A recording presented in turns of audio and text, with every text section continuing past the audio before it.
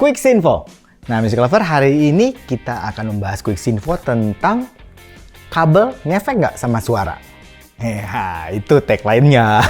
Jadi gini, biasanya anak-anak audiofil atau anak-anak pencinta audio itu biasanya sukanya cari sensasi baru untuk suara yang dihasilkan dari setupnya. Nah, salah satu yang paling signifikan yang sering dilakukan adalah mengganti kabel. Nah, ini jadi pertanyaan.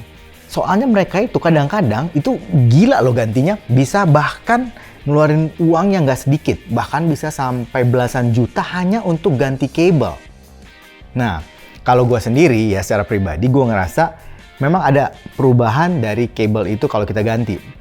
Cuman memang nggak akan sampai drastis, sampai 50%, sampai bisa 70%. Kalau menurut gue pribadi, maksimum mungkin perubahan yang akan terjadi itu sekitar 30% kalau menurut gue pribadi. Ya, jadi ada perbedaannya tapi mungkin cuma 30%. Contohnya nih yang paling gampang, paling murah dan paling signifikan. Ini Music Lover misalnya, ini gue ya. Ini KZ ZS10 Pro. Nah, ini kabel aslinya bukan kayak gini nih, tapi mirip kayak gini yang kabel bawaannya, kabel copper, cuman 4 braid. Nah, kemudian gue ganti nih ke kabel silver copper, cuman dia tulisnya sih silver gold silver, cuman gue nggak mungkin lah dia jadi gold gitu kan.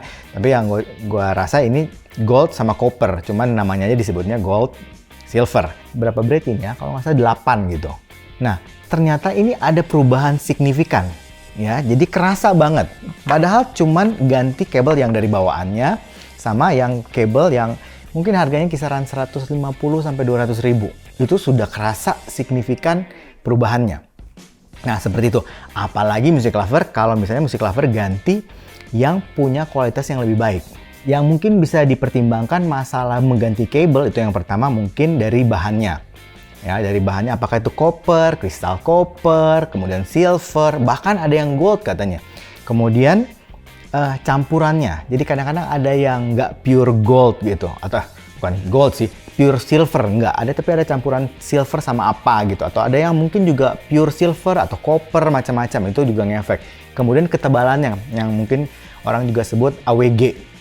Kemudian ini strainnya, jadi jumlah serabutnya di dalam.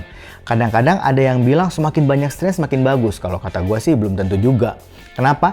Karena kalau strainnya banyak, memang sih kecenderungan orang ngeliat, oh kayak ini, kayak apa sih? Kayak driver misalnya. Kita bilang kalau drivernya banyak pasti bagus, belum tentu. Yang paling signifikan itu kualitas dari bahan itu sendiri.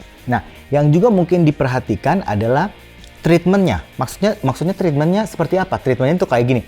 Ada beberapa kabel, kayak contohnya saya tahu itu kalau nggak salah Leeds, itu mereka sampai ada treatment yang namanya cryogenik. Jadi katanya dibekukan berapa kali supaya menghasilkan kualitas yang lebih baik. Ya, ada juga yang treatment dengan sleeve yang baik, gitu, pembungkus yang baik, gitu. Jadi macam-macam treatmentnya. Jadi itu mungkin yang membuat suaranya nanti beda-beda Music Lover. Jadi kalau misalnya mau cari kabel, ya mesti lihat dulu latar belakang kabelnya. Ya, bahannya apa tadi seperti saya bilang, treatmentnya seperti apa, jumlah braidnya, dan lain sebagainya. Nah, yang pasti kalau kita ganti kabel, itu ada 2 poin signifikan yang bisa kita rubah. Yang pertama dari tuning suaranya, jadi kayak passive equalizer lah.